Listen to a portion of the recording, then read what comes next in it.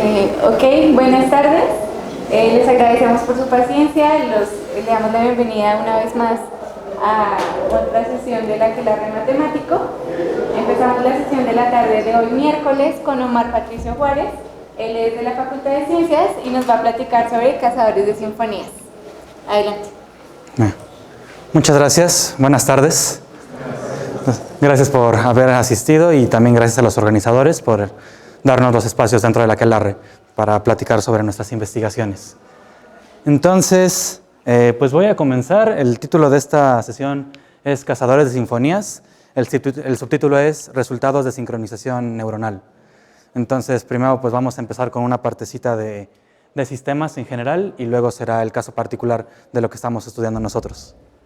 Entonces, este es el contenido de la charla de hoy. Una introducción a modelos matemáticos, el efecto que queremos estudiar y la robustez frente a comportamientos estocásticos. Entonces, comenzamos. Una siempre buena aclaración que hay que hacer. Es una definición que me gusta mucho. Modelar, si ustedes lo buscan en el diccionario de la RAE, si es que ustedes le creen a la RAE, significa, en una de sus acepciones, configurar o conformar algo no material. Y esto me gusta porque suena como que abstraer, y eso es como la labor de todos los días de los matemáticos, ¿no?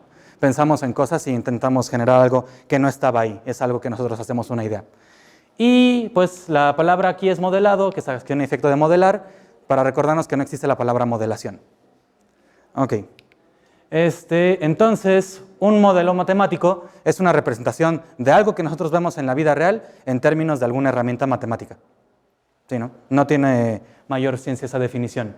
Entonces, primero, necesitamos un proceso de haber visto algo, necesitamos haber observado un cierto fenómeno para saber qué es lo que vamos a estudiar, necesitamos adecuarle o si no, inventarle una herramienta matemática adecuada.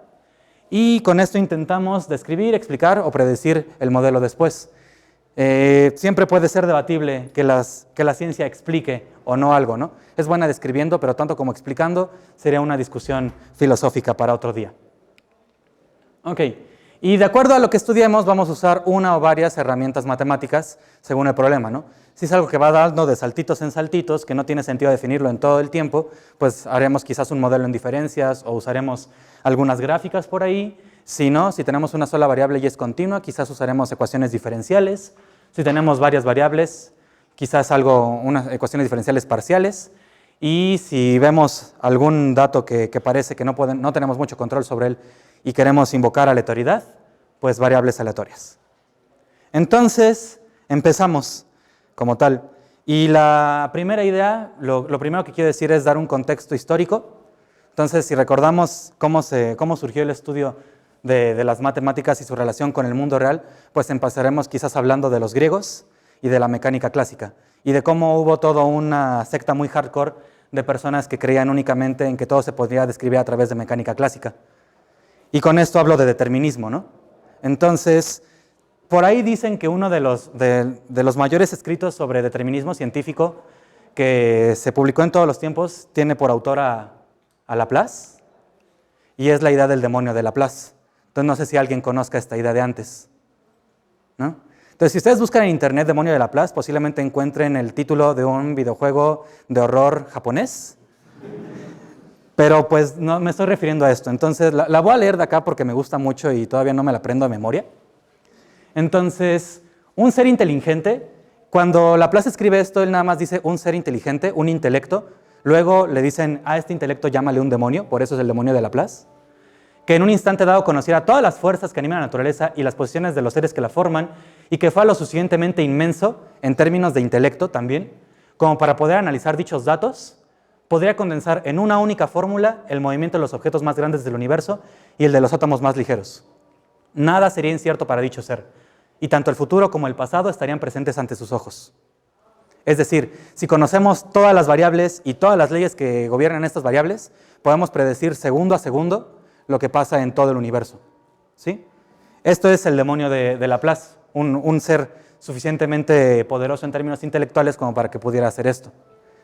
Y es un argumento completamente determinista. Las cosas vienen de un lado y van a otro lado, ¿no? Entonces todo tiene un pasado y un futuro y todo es perfectamente predecible. Entonces, Llegaron después una banda de científicos radicales y dijeron, espérame con esa idea. Eso que tú dices no tiene tanto sentido cuando te pones a analizar ciertos problemas. Estamos en contexto, este es el ensayo filosófico sobre las probabilidades de 1814.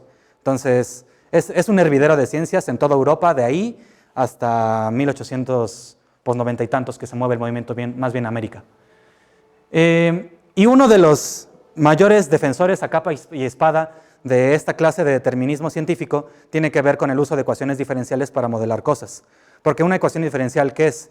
Es intentar encontrar el comportamiento de algo, lo echas para adelante en el tiempo, lo echas para atrás en el tiempo y tú tienes que ir prediciendo todos los comportamientos posibles, ¿no? Entonces, es una idea perfectamente determinista y aquí el defensor a capa y espada de esto y el primer promotor de esto, pues podemos pensar en Newton, ¿no? Es una forma muy matemática, es una forma matemática muy newtoniana de ver las cosas. Entonces, aquí está la definición, por si alguien no sabía la definición exacta de una ecuación diferencial. Es encontrar una curva que se adecue a un cierto campo vectorial, ¿no? Vale. Y vemos ejemplos de esto en todas partes, hasta en la sopa, cuando echamos un argumento de segunda ley de Newton, o cuando hacemos algo con potenciales en algún circuito, siempre podemos, o nos gusta encontrar, una ecuación diferencial adecuada. Pero llegó esta banda de científicos radicales y dijeron, bueno, o sea, sí, pero no. ¿Que tiene sentido? Ok, si son pocos objetos, tendría sentido, porque sabemos que analizar sistemas de ecuaciones en general es algo complicado, sistemas de ecuaciones diferenciales mucho más, y que no siempre puedes regresar las cosas. Entonces, tanto la idea de ir para adelante como la idea de ir después se pueden complicar, y los ejemplos concretos son los siguientes. Primero, votaron los físicos con que, mira, eso de que puedes ir para atrás no es tan cierto. Este cuate de acá, pues es este cuate de acá, es Boltzmann. Entonces estamos hablando de física estadística y aquí el concepto importante es entropía. La energía se va perdiendo, ¿no? Bueno, no que se pierda, sino la energía que realmente se puede usar va disminuyendo con el tiempo. Entonces no podemos hablar siempre de procesos reversibles. Y eso es una de las partes en las que truena la idea del demonio de Laplace. La idea de Boltzmann es que los cuerpos que están formados de partículas más pequeñas se pueden analizar heredando de las partículas pequeñas propiedades a los cuerpos más grandes. Y esa es la idea básica de física estadística. Esto es por un lado. Y por el otro lado, vienen los matemáticos a decir, eso de que ves para el futuro tampoco es tan cierto. Y la idea básica es la pérdida de predictibilidad y este objeto raro que de seguro algunos ya lo conocen, ¿no? Bueno, esto que tiene alitas que parece una mariposa, pues es lo que se le conoce como el efecto mariposa, que tiene un mejor nombre, el atractor extraño de Lorentz.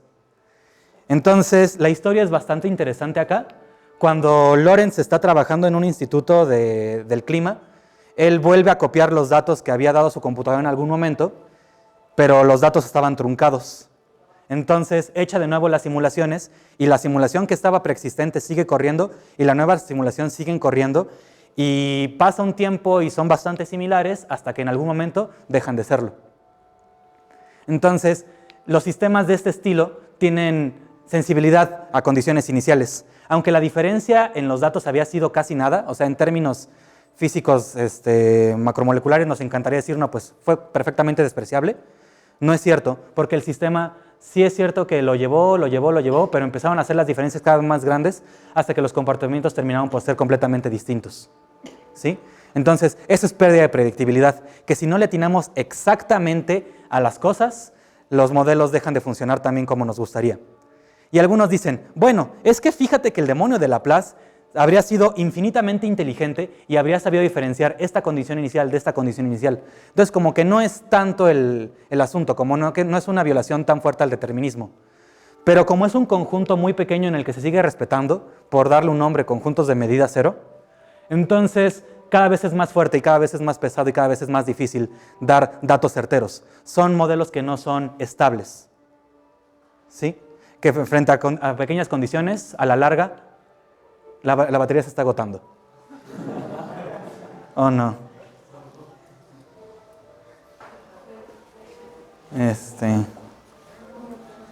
Pues ya en vivo. Vale. Ok. Entonces, esas son algunas razones por las que no jugamos tanto con la idea del determinismo. Digo, nos encanta pensar en ecuaciones diferenciales, pero sabemos que son simplemente aproximaciones, ¿no? Que no podemos encerrar todo el comportamiento en una ecuación diferencial, lo cual es más o menos triste. Entonces, de esta idea y de muchas otras tantas, como el problema de los tres cuerpos y más cosas más contemporáneas, más del siglo XX, empieza a surgir una nueva idea, un cambio completo de paradigma, y lo que nace de eso es el doctor Malcolm sin camisa. ¿Sí? ¿Todos identifican esta escena? Es de Jurassic Park. Entonces este cuate, si pueden, los que estudian matemáticas vuélvanla a ver, porque este cuate es matemático, se supone, y habla de toda una introducción a la teoría del caos. Entonces, si la vuelven a ver, pues de seguro le van a encontrar más chiste. Caos en el sentido de que los sistemas pueden perder predictibilidad, entonces no nos sirve tanto un modelo determinista. Las condiciones iniciales y el entorno en general pueden cambiar el comportamiento de las cosas que estudiamos. La idea como se suele vender el efecto mariposa es que cuando tienes una condición, una variación muy pequeña en el ambiente, eso puede desencadenar cosas a largo plazo, ¿no? Entonces todo depende de su entorno y de un conjunto más completo de condiciones iniciales.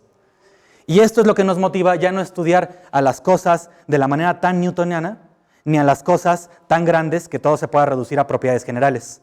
Para citar al doctor Miramontes, afortunadamente, lo que realmente nos interesa estudiar es aquello que es más grande que lo newtoniano, pero más pequeño que lo boltzmanniano. Entonces, eso es un sistema complejo. Un sistema en el que son demasiados elementos como para estudiarlos uno por uno, pero no tantos como para que se hereden propiedades generales. Y ejemplos de sistemas complejos tenemos miles y tenemos de toda la vida. Entonces, uno de los más bonitos es el brillo de las luciérnagas. Porque hay simulaciones al respecto, luego no voy a poner aquí el video de YouTube, pero está chido, pues brillan y se terminan por sincronizar. Entonces, ese comportamiento de sincronización es una propiedad emergente, es una propiedad de autoorganización que no le dijimos al sistema en principio. No le dijimos a cada una de ellas, mira, después de 30 segundos, todos brillan y todos se apagan, ¿no? Pero ellos mismos ven a su alrededor, dijimos que depende del entorno, y se empiezan a adecuar, ¿sí? Entonces, por eso empiezan a exhibir un comportamiento de sincronización. Y si esto pasa aquí, esto pasa en muchísimos lados. Por poner otro ejemplo menos pesado, si alguna vez han estado en un concierto, cuando unos cantan de un lado y unos cantan de otro lado, pues usualmente cantan en sincronía, ¿no? Necesariamente, por principio del buen orden, tuvo que haber alguien que cantara primero antes que todos, y todos los demás como que lo siguen. Estamos de acuerdo, ¿no? Entonces, no es cierto que cada quien cante a su propio ritmo, todos cantan de alguna forma, escuchándose entre ellos y ajustando su ritmo, ¿no? Pues sintonía, finalmente. En el caso de los conciertos hay una propiedad de sistemas complejos adicional, que es la frustración, no de que te pisen o de que te empujen, sino de que por las distancias grandes en las arenas, algunos cantan con un ritmo y los que los escuchan acá los escuchan desfasados. Como que todos empezaron igual, pero lo escuchan distinto, y eso tiene que ver por la propagación del sonido, ¿no? Entonces, no todos los estados pueden estar enteramente sincronizados, y eso es frustración. Y por poner un ejemplo más cercano en términos temporales, me han contado que en las marchas también pasa eso, ¿no? Que unos gritan y entonces otros los escuchan de atrás, y como que cuando gritan el alerta, alerta, unos están en el primer alerta y otros están en el segundo alerta, entonces se terminan por desincronizar, ¿no? Entonces, esta es la idea de sistemas complejos que estamos manejando. Son comportamientos, son propiedades autoemergentes. Nadie les dijo que tenían que obrar de esa manera, pero ellos se organizan en sí mismos. ¿Sí? Vale. Entonces, los sistemas complejos que nosotros, el doctor Franchi y yo estudiamos principalmente, son sistemas neuronales. Que de nuevo, como son muchísimas neuronas de un solo golpe, no podemos analizarlas como algo general, no como una superentelequia de neuronas, ni cada una por separado. Aunque finalmente es lo que intentamos, así que está bonito de todas formas. Y lo que estamos buscando es ver cuándo se sincronizan las neuronas. Entonces, de las neuronas les podemos medir el potencial de membrana, suben, bajan, se comunican entre ellas por medio de impulsos eléctricos, por medio de axones y dendritas, ¿no? Hacen sinapsis. Entonces, en tanto a resultados de sincronización se refiere, hay dos perspectivas bastante interesantes que nos ayudan a hablar de este problema y tienen que ver con retroalimentación. Si estamos en una red completa, la neurona ejerce retroalimentación sobre sí misma y sobre las demás, de tal forma que la acción de una termina afectándose a sí misma y a toda la red. Entonces voy a explicar esto con estos dos artículos.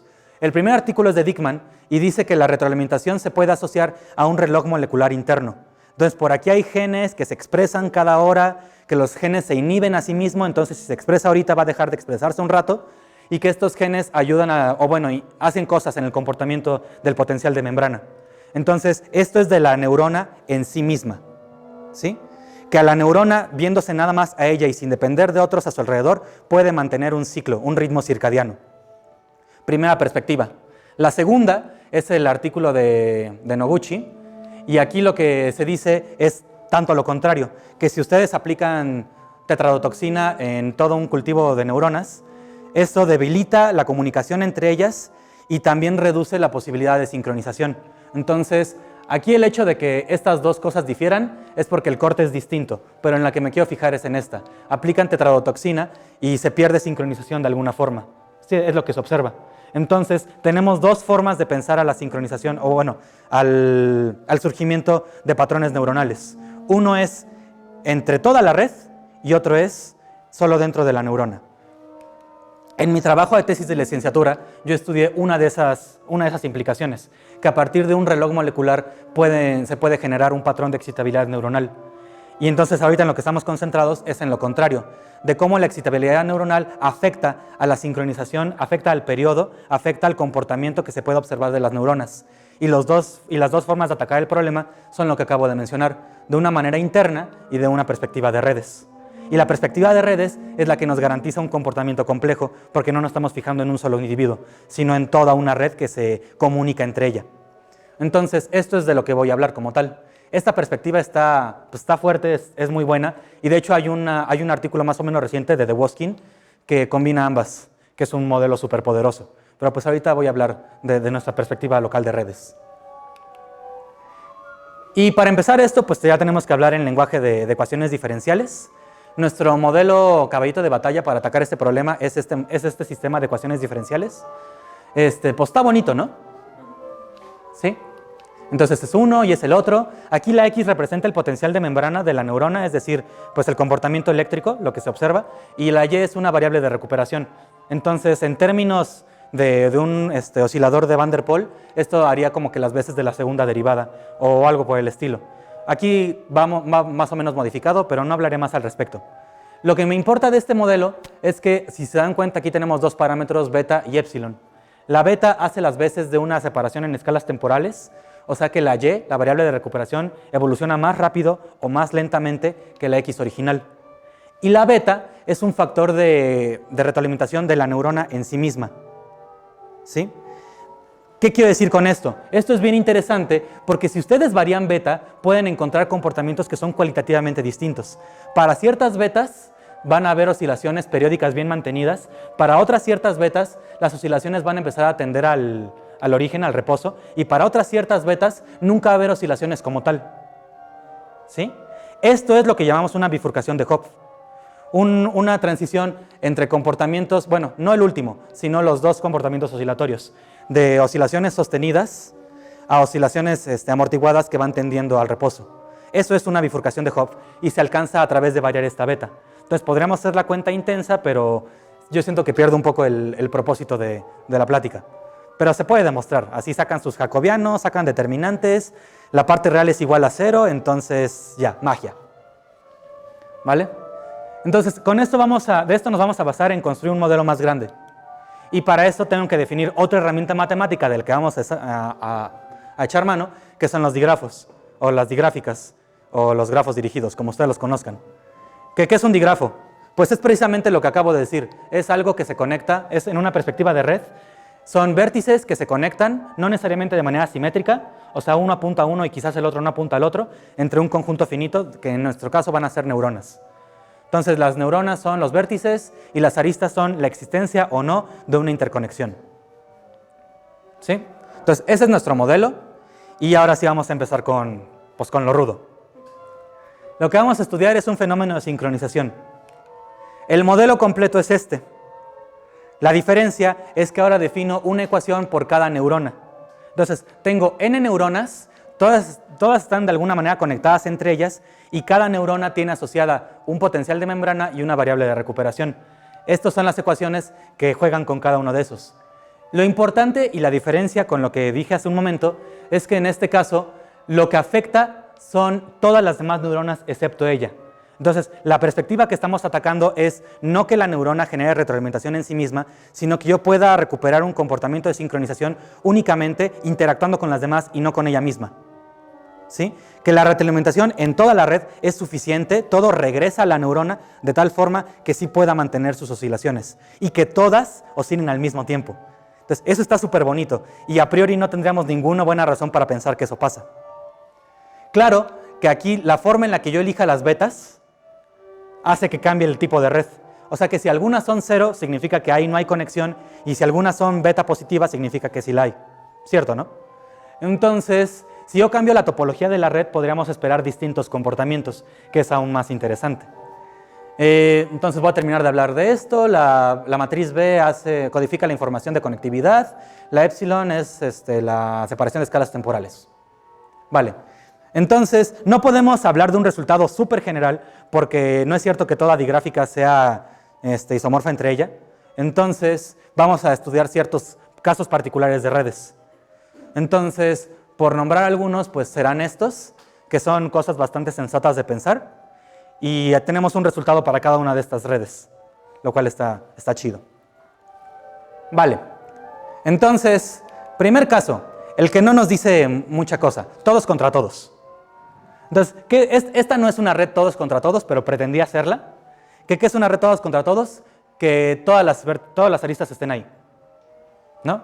Que hay conexión entre cualesquiera dos neuronas posibles. Entonces, aquí, como la distancia dentro de la gráfica entre cualesquiera dos neuronas es pequeña, o sea, de un paso llegan a la neurona que sea, podemos esperar que el comportamiento del potencial de membrana sea parecido entre todas ellas, y en verdad haya sincronización. ¿Qué es esto? Si se dan cuenta, aquí todas las condiciones iniciales empiezan cada quien por su lado, y falta un poco de tiempo, pero después de un momento todos entran en sincronización. Y esa es la sinfonía que estábamos buscando. ¿Sí? Entonces, primer caso, todos contra todos, sí jala. Segundo caso, un anillo. Este anillo es, aquí la imagen se me fue, perdón, pero aquí tendrían que estar las dos flechas. O sea, es un anillo simétrico. Todos, o sea, este va con este y este también va con este. ¿Sí? Los dos tendrían que estar. Entonces, es un grafo simétrico. Y aquí también pasa, como que el hecho de que sea simétrico le ayuda a todos para que terminen cantando al mismo tiempo. ¿Sí? Tercer caso, el anillo 2, este sí es como está. Aquí el anillo nada más está dirigido para un lado, pero como esta neurona empieza aquí y luego termina regresando la información hasta ella misma, después de un buen ratote, pero termina regresando, sí hay retroalimentación de la neurona sobre la neurona a partir de la red. Y con esto sí se puede demostrar, en verdad se puede demostrar, que hay sincronización. Entonces, todo es bello hasta ahora. ¿Cuál sería un caso en el que no? Una cadena dirigida. Y aquí otra vez, perdón, estas flechas nada más tendrían que ir para un lado. O sea, esto nada más es una neurona que afecta a la otra, que afecta a la otra, que afecta a la otra, pero no encuentran caminos de regreso. Entonces, no hay realmente retroalimentación de una neurona sobre ella misma. Toda la información es unidireccionada y todo va y se va hasta la última neurona de la cadena y de alguna forma como que ahí muere. Entonces, esto es lo que pasa. Todos los azules van empezando. La roja era la primera, que es la que primero se apaga, porque no tiene nadie que le dé información. Y así se van apagando todas las demás. La última que se apaga es la verde, ¿sí? Que es la última. Pero todas se terminan apagando, si se dan cuenta. Entonces, aquí no había la retroalimentación suficiente para mantener las oscilaciones. ¿Vale? Entonces, este es un teorema que ya tenemos demostrado. Aplausos. Dice lo siguiente. Si tenemos un sistema asociado a un cierto digrafo y este digrafo es fuertemente conexo y regular, entonces este parámetro beta en verdad corresponde a un parámetro de bifurcación de Hopf. O sea que si pasamos de un estado de oscilaciones amortiguadas a un estado de oscilaciones sostenidas. ¿Qué quiere decir con fuertemente conexo y regular? Regular significa que todas las conexiones para cualquier neurona es la misma. Por ejemplo, esta tiene una conexión, esta tiene una conexión, esta tiene una conexión. Las conexiones de entrada, pues. Esta tiene muchas conexiones, esta tiene muchas conexiones. En este caso, el número de conexiones es la misma. Y por eso es que es regular. Y que sea fuertemente conexa es que para cualquier punto, para cualquier neurona, existe un camino dirigido que me lleva en cualquier otra. ¿Sí? Entonces, esas son condiciones que son muy sensatas, que nos encantaría pensar. Bueno, claro que si este tiene un camino para llegar a entonces de seguro hay sincronización. Y si todos son del mismo número, si cada neurona tiene el mismo número de conexiones, entonces todos tienen que cantar con la misma melodía, ¿no? Con el mismo volumen, pues. Vale, entonces, la discusión con mi tutor en este caso era que él pretendía que el resultado fuera demostrado fuertemente conexo y lamentablemente no jala si no es regular, porque si no es regular puede pasar que una neurona reciba muchísima información y dé poca a cambio. ¿Sí? Entonces una sola va a estar cantando bien fuerte y las demás van a estar cantando bajito. Entonces el primer ejemplo de eso es una estrella. Todas se conectan con una neurona centro, y la neurona centro va para todas, pero no hay interconexión en las demás. Entonces, en este caso, la neurona centro pues canta bien fuerte, pero las demás, sí hay sincronización entre las demás, que es bien interesante, pero no es cierto que todas canten de la misma manera. ¿Sí? Entonces, en este caso, el resultado anterior pues no se aplica porque usamos una propiedad importante. Digo, estamos estudiando variedades centrales, y si la variedad central no corresponde a un valor propio de todos unos, pues va a haber diferencias en cada cuánto canta cada quien, ¿no? Entonces, eso no pasa ni en la cadena bidireccionada, en la cadena simétrica.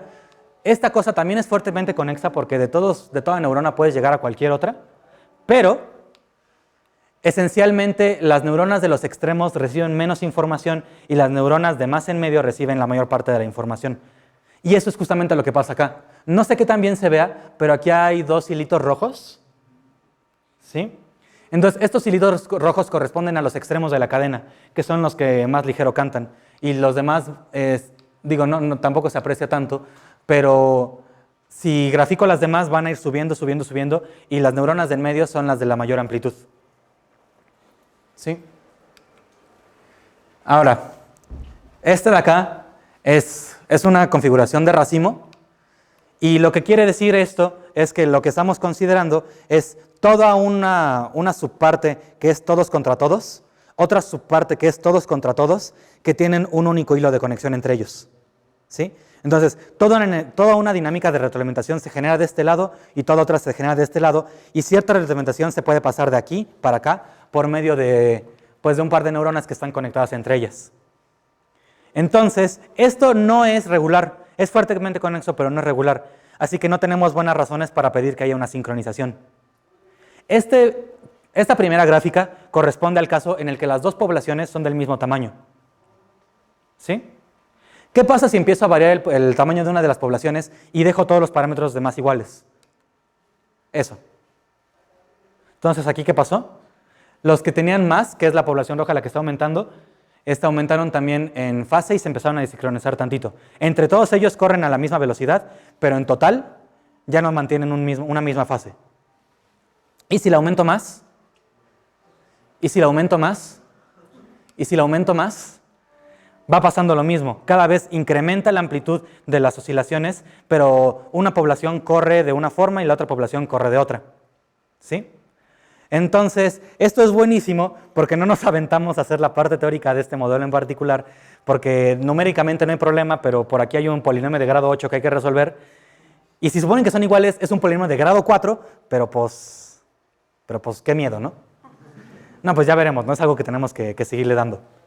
Entonces, cuando vi que en verdad pasaba esto y que sí había una dependencia en los tamaños de las poblaciones, pues que me emociono y que grito, y para esto era anoche a las 12 de la noche, entonces que despierto al gato y el gato se me queda viendo y al gato no le importa mi descubrimiento de racimos.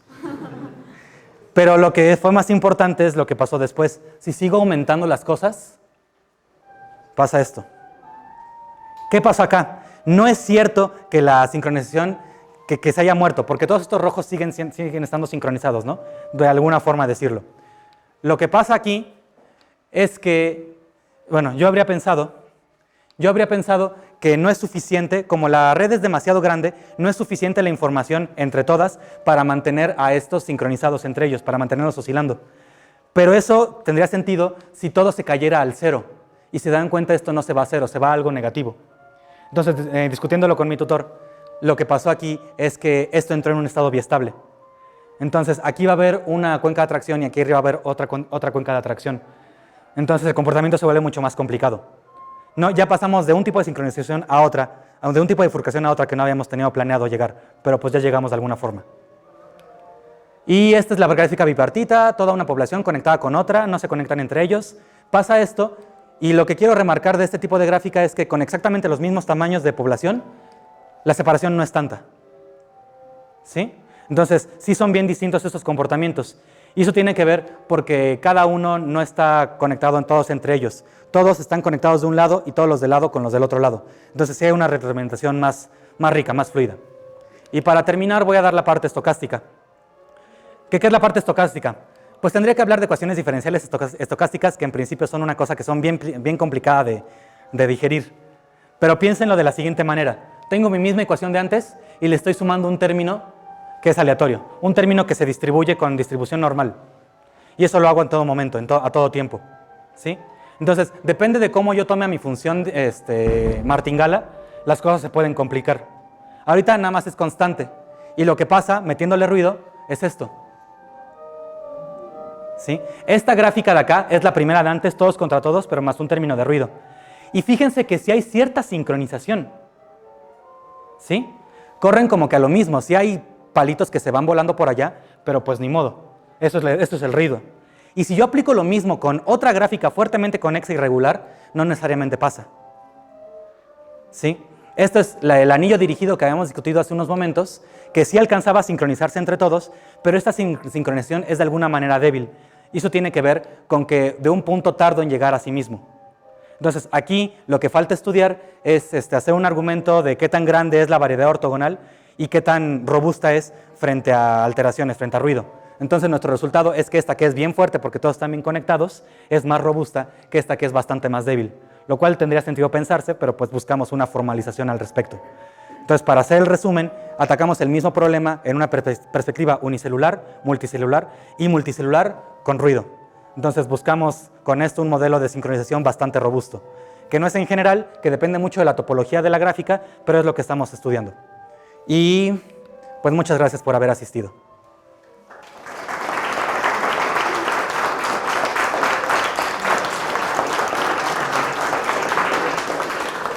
Nota breve, ahorita que aplaudieron fueron un sistema complejo y se empezaron a sincronizar. Vale. Te agradecemos de nuevo, Omar. Ahora. Ay. Oh, Dios. Ah, caray. ¿Te acuerdas que te dije que no le picharas? Ya. Ok. Ok. Omar, muchísimas gracias. Y tenemos una dinámica para que alguien del